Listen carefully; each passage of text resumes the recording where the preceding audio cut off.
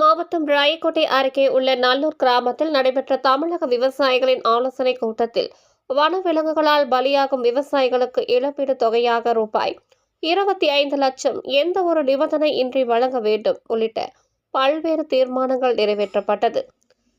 கிருஷ்ணகிரி மாவட்டம் ராயக்கோட்டை அருகே உள்ள நல்லூர் கிராமத்தில் தமிழக விவசாயிகள் சங்கத்தின் கிளை சங்க துவக்க விழா மற்றும் விவசாயிகள் ஆலோசனை கூட்டம் நடைபெற்றது.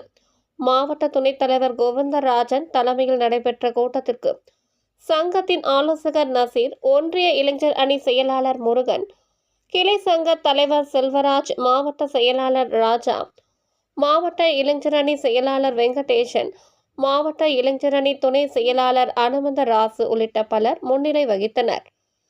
இந்த கூட்டத்திற்கு சிறப்பு அழைப்பாளராக தமிழக விவசாய சங்கத்தின் மாநில பொதுச் செயலாளர் ராமகவுண்டர் கலந்து கொண்டு கிளை சங்க பெயர் பலகை மற்றும் சங்கத்தின் கொடியினை ஏற்றி வைத்து கூட்டத்தில் நிறைவேற்றப்பட உள்ள தீர்மானங்கள் குறித்து சிறப்புரையாற்றினார்.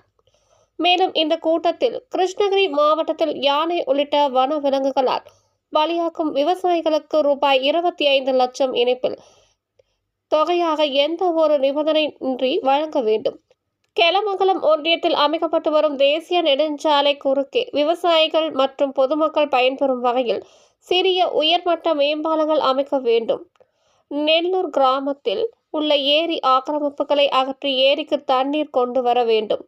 பாம்பு கடிக்கு ஆளாகும் விவசாயிகளின் மருத்துவ செலவினம் முழுவதையும் அரசே ஏற்க வேண்டும்.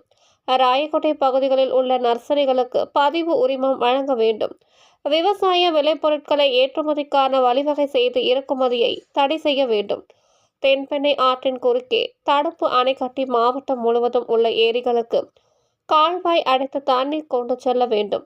KRP அணை கட்ட நிலம் கொடுத்து 65 ஆண்டுகள் ஆகியும் இதுவரை நிலம் கொடுத்தவர்களுக்கு பட்டா வழங்கப்படாமல் உள்ளதை கருத்தில் கொண்டு அவர்களில் வாழ்வாதாரத்தினை மேம்படுத்திட அரசு உடனடியாக பட்டா வழங்கிட வேண்டும் உள்ளிட்ட பல்வேறு தீர்மானங்கள் கூட்டத்தில் நிறைவேற்றி உள்ளதாக மாநில தலைவர் ராமகவுண்டர் தெரிவித்தார்.